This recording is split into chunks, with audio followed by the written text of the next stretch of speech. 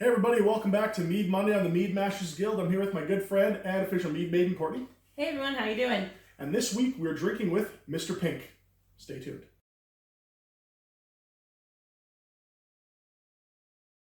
Alright, this week we are drinking Mr. Pink from Fallen Timber. Now, Courtney has a little bit of information about the meadery here, if she'd like to go ahead. Yeah, for sure. It's about an hour and a half outside Calgary, or you can go through Water Valley. They do have pretty good directions on their website, www.fallentimbermeadery.com. We will leave a link in the description box below. Fallen Timber Meadery has been operating since 2010. It is, they primarily use honey produced by the Ryan family. Now the bees there have access to a wide variety of like wildflowers and clover, and sometimes the honey taste can change depending on the season. Their honey is unpasteurized, and they also solely use fruits that are locally sourced, so that's really good. We're all about keeping it as local as possible. They do sell the honey on its own in their store. They also have a wide array of beeswax and beeswax candles and other honey related items, so you could do that as well. I'm going to hand it over to Brian, who's going to explain their tours. So, like most meaders, you also do tours. They do have some pricing on their tours. It is $15 for an adult, and that is the tour, and you get a mead tasting as well. $10 just the tour, or $10 for just the tasting. Children can come for free, but obviously must be accompanied by adults. Yeah, no tiny alcoholics allowed. True. They're open from 11 a.m. to 5 p.m. You can call it. They ask that you call or book ahead if you have a group bigger than 10 people, like if you're doing a tour or something like that. That way they can make sure they can accommodate you. And shopping at their store and just checking out the grounds in general is free, so you can check it out if you'd like to go there for the afternoon, do some shopping, have a picnic kind of thing. But yeah, so aside from that, let's get into it. We're going to use our TIE Fighter bottle opener. That's twin ion engine for all you non-nerdy folk. That is awkward to open. I've never used that before. Well, we also have an R2-D2 and a claptrap. We've got everything at this house. Geek culture. Pretty much. So, their Mr. Pink is a pretty new addition to their mead lineup. It is, if you can see from the carbonation, it almost looks like pop, like just the consistency. Yeah, it's a sparkling mead. It almost looks like pop. It is technically a Cyser, and it has some raspberry in it as well.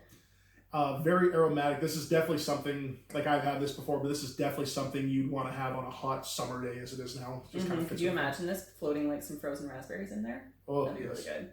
But it's primarily apple from what we can tell. Yeah. Because when I smell it, I do get a bit of that raspberry, but more the apple for sure. Yeah, I was going to say, probably where the pink comes in is the raspberry. Is definitely the raspberry that's coming into it. But yeah like the strong it's obviously not a crazy amount of raspberry, or else this would be much more intense.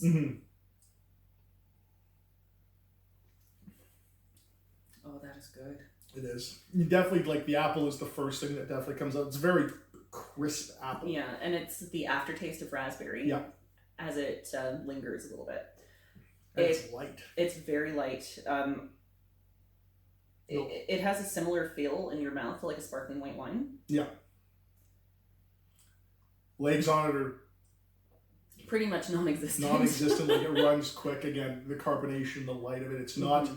It's not like sweet either. It's almost like the consistency, like if you had tonic water, like, you know those tonic water flavored waters you buy at the store? Oh, it's kind of like elderflower and that? Yeah, where it's like the apple ones are the stores you can buy. It's like you don't want pop, but you want something that's sweet and carbonated, but you want not sugar. But not so sweet that your face literally implodes. Yeah. No, it's got a very, very light, subtle sweetness to it. Like it's like tonic water with a hint of juice. Yeah. That's kind of what it is. I would almost say more go with club soda with a hint of juice. Tonic water is a little bit more bitter just because of the quinine. But we have brought a couple different types of chocolate with different flavorings in them. So there's one with pear, one with apple, and then one that's sea salt caramel. Just to, excuse me, itchy nose, to see how it plays with this mead. I also made a little bit more crack popcorn. Crack. Crack popcorn. And actually, I'm kind of wanting to try that one first to see if we get like apple jelly. The apple jelly again, yeah. This one, it didn't work out as well as I'd hoped. It's still quite sticky. It's almost like the white chocolate didn't harden back the way it was supposed to, but... Did you run out of unicorn? I ran out of unicorn. I am so sorry. Gotta go hunting again for more unicorn. Yeah. Locally sourced unicorn. So this is just hot buttered popcorn with salt and a drizzle of white chocolate.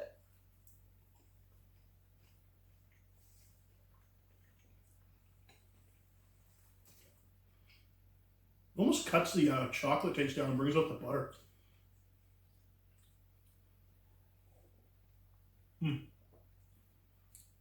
I taste more of the raspberry, which is weird. It does. It's. Let me try it again, but like I get a lot more of the raspberry taste.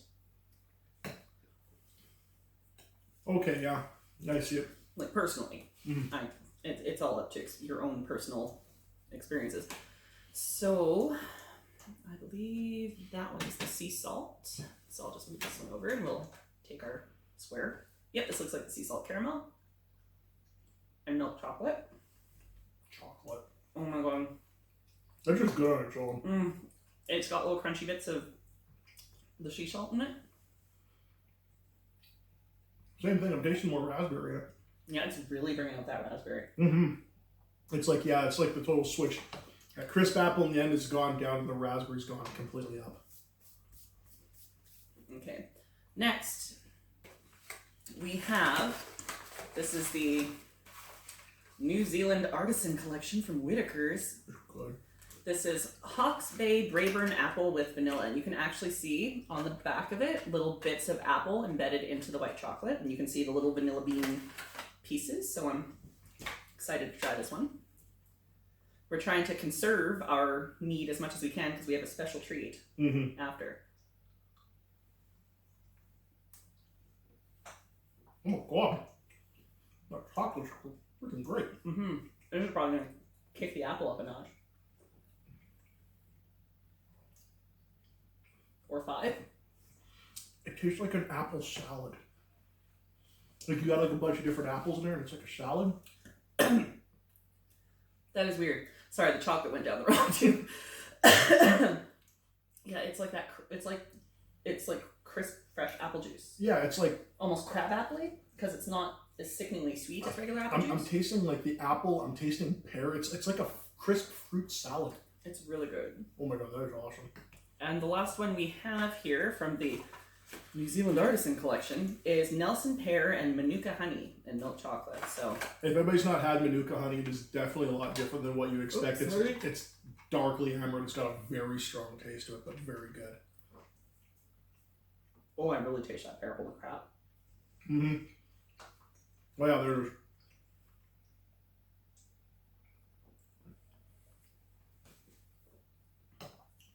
Yeah, that... Just tones it down a bit and brings out pear. Yeah. It more so brings out the flavors in the chocolate than the actual mead. Yeah. Kind of an opposite of what, yeah, we normally try to do. Opposite. I don't taste no jelly or nothing. Now, we've got a couple surprises for this one. Because this week we're doing the first Kitchen Witch Wednesday with your mead maiden, me. We have some sweet and sour mead meatballs.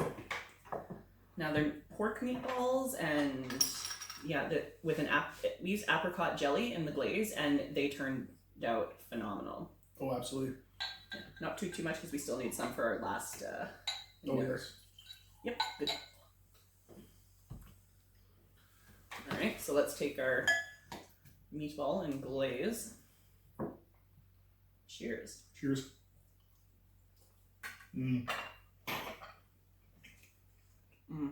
That's so good.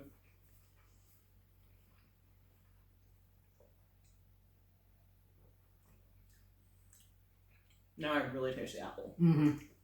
For sure. Now with this recipe, we actually used a bottle or about a cup of Mr. Pink to make the glaze for these meatballs. So we actually cooked with the mead. And yeah, when we do our first Kitchen Witch Wednesday, we will have the recipe and everything available. So if you wish to try it at home, we'll leave a link to the description of the video, which will be out this coming Wednesday after this video. So we'll leave a link in the description so you can check out, see how we made those, so you can make them at home yourself. Now, we had an idea because this type of mead is fairly carbonated, kind of like a soda, but like a light soda. Mm-hmm. We figured, why not turn it into a float? Yes. But you suggested this, I was just like, oh my god. Yeah, his eyes just went poof. So we knew right then we had to.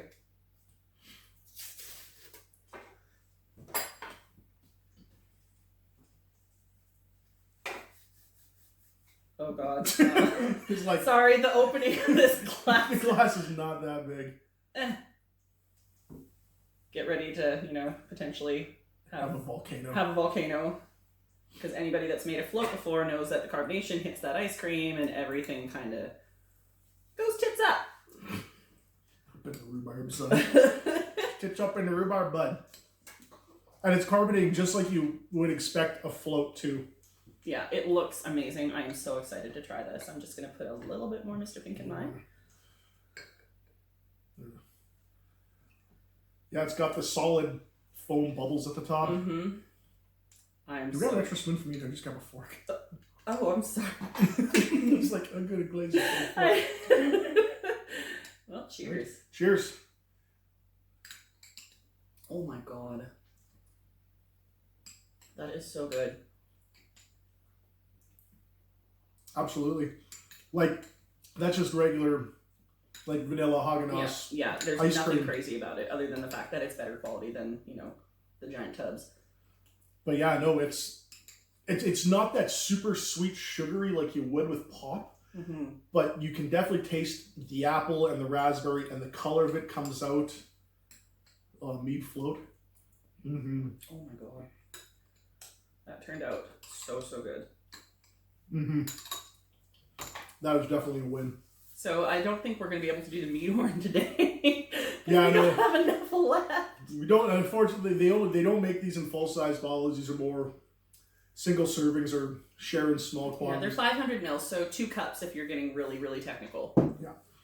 But no, like I know Fallen Timber's had quite a bit of luck there with their Mr. Pink. I know a lot of places I've looked at buying it, usually are sold out and they're waiting on their next batch to come out because it is really good. Especially on a hot summer day, like down at the lake or camping. Can you imagine this on a hot summer day? Ugh. I mean, for us, unfortunately, here in Alberta, it's been rainy for like the last month. Yeah, we've... Weird, oddly. Yeah, pretty much all week, every week, it's been thunderstorms and a lot of rain. But yeah, no, like, but even just general, like, you're going camping or like, or any on a hot day, cutting the lawn, having Mr. Pink by your side, I'd say is definitely a win, and obviously... Put a little bit of vanilla ice cream in there, and you are so good to go. Mm-hmm. No, that is definitely... That's killer. That is, like, I haven't had a float for years, but I say that's different than what I remember. Yeah, well, normally you don't want to have a float because they're so sickeningly sweet because the ice cream's already very sweet. Yeah. And then you're adding it to soda, which is basically carbonated sugar water. So... But because this is so, the Mr. Pink is not super sweet, it's not dry either. Yeah, it's neutral. neutral. It has a bit of a tartness to it. Like something I find similar to the tartness in crabapple. That cuts through the sweetness of the ice cream a little bit, so they complement each other very well. Absolutely. Like I said, definitely win. I say for good job for Fallen Timber. Very nicely done. Admittedly, I've had a few of these before, and I figured it was high time we had it on the channel, but I thoroughly enjoy it. Sorry, I'm having another meatball. They're good, man. But like I said before, let us know what you think. What kind of mead do you like to enjoy on a hot summer day, whether it's camping or going to the beach or just being out and about on a hot day? Would you consider cooking? If so, like I said, we'll leave a link to the description of this video coming out this Wednesday for our new cooking episodes. We'll also leave a link in the description as well, so you can check out Fallen Timber and hopefully get your hands on some Mr. Pink if you're, like I said, they've been going out of the door pretty quick. But until next time, we'll see you later. Bye.